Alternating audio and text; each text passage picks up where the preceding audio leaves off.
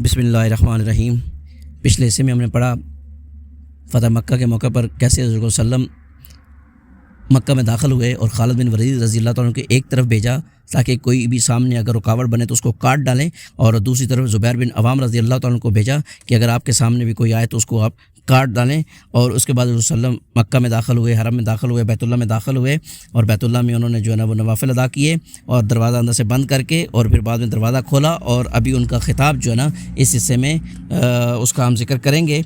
تو اس کے بعد آپ نے فرمایا، قریش کے لوگوں تمہارا کیا خیال ہے، میں تمہارے ساتھ کیسا سلوک کرنے والا ہوں؟ انہوں نے کہا اچھا آپ کریم بھائی ہیں اور کریم بھائی کے صاحبزادے ہیں۔ آپ نے فرمایا تو میں تم سے وہی بات کہہ رہا ہوں جو حضرت یوسف علیہ السلام نے اپنے بھائیوں سے کہی تھی، آج تم پر کوئی سرزنش نہیں، جاؤ تم سب آزاد ہو۔ کعبے کی کنجی حق بحق رسید۔ اس کے بعد رسول اللہ صلی اللہ علیہ وسلم مسجد حرام میں بیٹھ گئے۔ حضرت علی رضی اللہ تعالیٰ نے جن کے ہاتھ میں کعبے کی کنجی تھی حاضر خدمت ہو کر عرض کیا، حضور ہمارے لیے حجاج کو پانی پلانے کے اعزاز کے ساتھ خانہ کعبہ کی کلیدی برادری کا اعزاز بھی جمع فرما دیجئے، اللہ آپ پر رحمت نازل کرے۔ ایک اور روایت کے بموجب یہ گزارش حضرت عباس رضی اللہ تعالیٰ نے کی تھی۔ رسول صلی اللہ علیہ وسلم نے فرمایا عثمان بن طلحہ کہاں ہیں؟ انہیں بلایا گیا۔ آپ نے فرمایا عثمان یہ لو اپنی کنجی، آج کا دن نیکی اور وفاداری کا دن ہے۔ طبقات ابن سعد کی روایت ہے کہ آپ نے کنجی دیتے ہوئے فرمایا اسے ہمیشہ ہمیش کے لیے لو، تم لوگوں سے اسے وہی چھینے گا جو ظالم ہوگا۔ اے عثمان اللہ نے تم لوگوں کو اپنے گھر کا امین بنایا ہے، لہذا اس بیت اللہ سے تمہیں جو کچھ ملے اس سے معروف کے ساتھ کھانا۔ کعبے کی چھت پر اذان۔ اب نماز کا وقت ہو چکا تھا۔ رسول صلی اللہ علیہ وسلم نے حضرت بلال رضی اللہ تعالیٰ عنہ کو حکم دیا کہ کعبے پر چڑھ کر اذان کہیں۔ اس وقت ابو سفیان بن حرب، عتاب بن اسید اور حارث بن ہشام کعبے کے سین میں بیٹھے تھے۔ عتاب نے کہا اللہ نے اس سید کو یہ شرف بخشا کہ انہوں نے یہ اذان نہ سنی، ورنہ انہیں ایک ناگوار چیز سننی پڑتی۔ اس پر حارث نے کہا سنو واللہ اگر مجھے معلوم ہو جائے کہ وہ برحق ہیں تو میں ان کا پیروکار بن جاؤں گا۔ اس پر ابو سفیان نے کہا دیکھو واللہ میں کچھ نہیں کہوں گا، کیونکہ اگر میں بولوں گا تو یہ کنکریاں بھی میرے متعلق خبر دے دیں گی۔ اس کے بعد نبی صلی اللہ علیہ وسلم ان کے پاس تشریف لے گئے اور فرمایا ابھی تم لوگوں نے جو باتیں کی ہیں وہ مجھے معلوم ہو چکی ہیں۔ پھر آپ نے ان کی گفتگو دہرا دی۔ اس پر حارث اور عتاب بول اٹھے ہم شہادت دیتے ہیں کہ آپ اللہ کے رسول ہیں، خدا کی قسم کوئی شخص ہمارے ساتھ تھا ہی نہیں کہ ہماری اس گفتگو سے آگاہ ہوتا اور ہم کہتے کہ اس نے آپ کو خبر دے دی ہوگی۔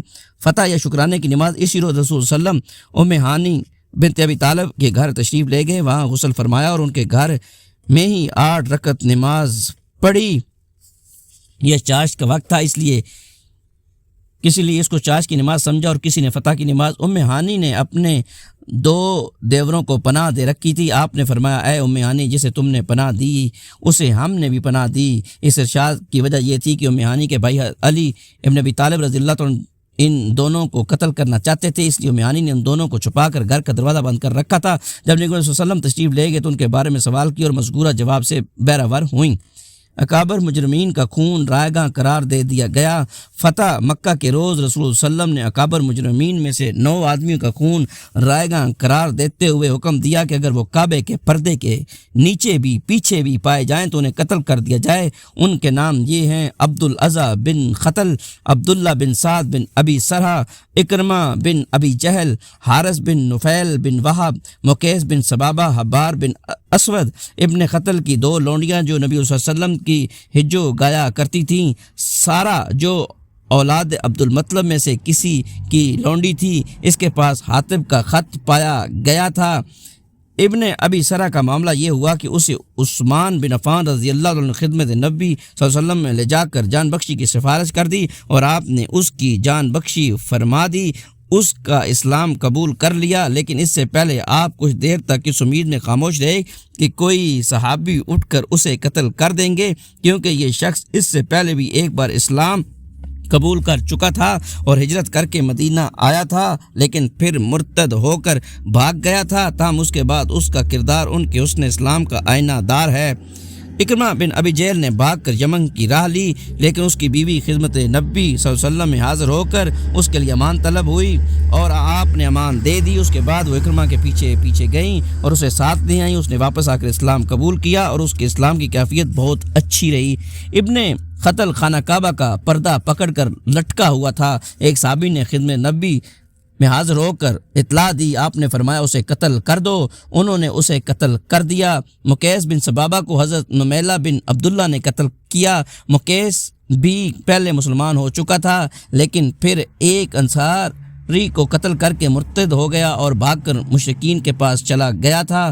حارث مکہ میں رسول صلی اللہ علیہ وسلم کو سخت اذیت پہنچایا کرتا تھا، اسے حضرت علی رضی اللہ عنہ نے قتل کیا۔ حبار بن اسود وہی شخص ہے جس نے رسول صلی اللہ علیہ وسلم کی صاحبزادی حضرت زینب رضی اللہ تعالی عنہ کو ان کی ہجرت کے موقع پر ایسا چوکا مارا تھا کہ وہ ہودج سے ایک چٹان پر جا گری تھیں اور اس کی وجہ سے ان کا حمل ساقط ہو گیا تھا۔ یہ شخص فتح مکہ کے روز نکل بھاگا، پھر مسلمان ہو گیا اور اس کے اسلام کی کیفیت اچھی رہی۔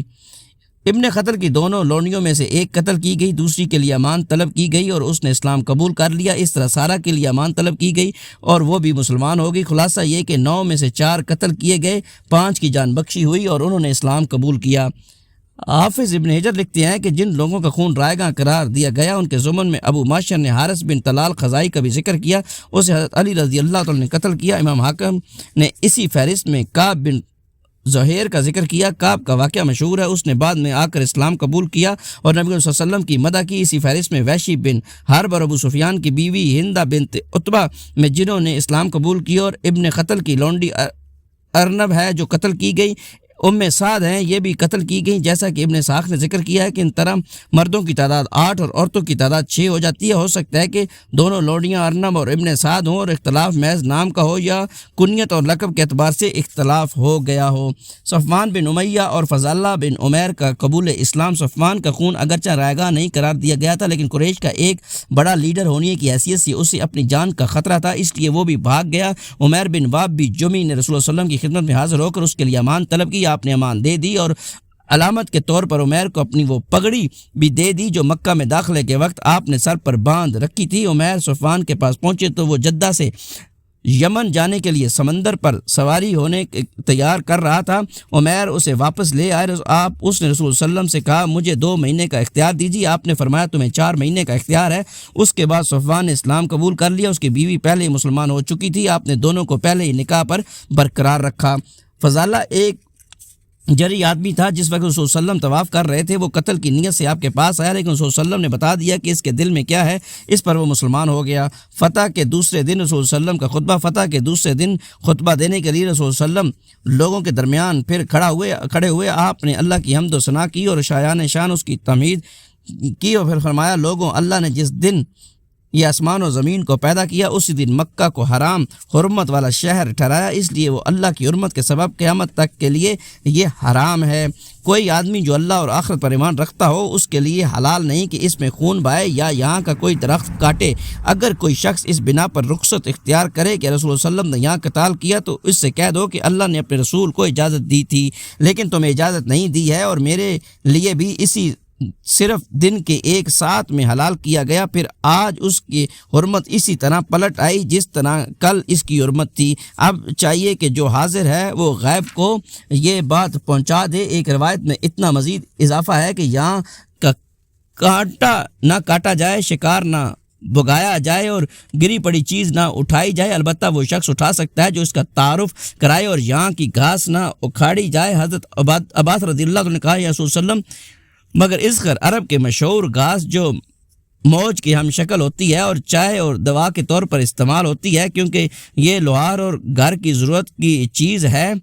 آپ صلی اللہ علیہ وسلم نے فرمایا مگر اذخر بنو خزاعہ نے اس روز بنو لیس کے ایک آدمی کو قتل کر دیا تھا، کیونکہ بنو لیس کے ہاتھوں ان کا ایک آدمی جاہلیت میں مارا گیا تھا۔ رسول صلی اللہ علیہ وسلم نے اس بارے میں فرمایا خزاعہ کے لوگوں اپنا ہاتھ قتل سے روک لو، کیونکہ قتل اگر نافع ہوتا تو بہت قتل ہو چکا، تم نے ایک ایسا آدمی قتل کیا کہ میں اس کی دیت لازمت ادا کروں گا۔ پھر میرے اس مقام کے بعد اگر کسی نے کسی کو قتل کیا تو مقتول کے اولیاء کو 2 باتوں کا اختیار ہوگا، چاہیں تو قاتل کا خون بہائیں اور چاہیں تو اس سے دیت لے لیں۔ ایک روایت میں ہے کہ اس کے بعد یمن کے ایک آدمی نے جس کا نام ابوشا تھا اٹھ کر عرض کیا کہ یا رسول صلی اللہ علیہ وسلم اسے میرے لیے لکھوا دیجئے۔ آپ نے فرمایا ابوشا کے لیے لکھ دو۔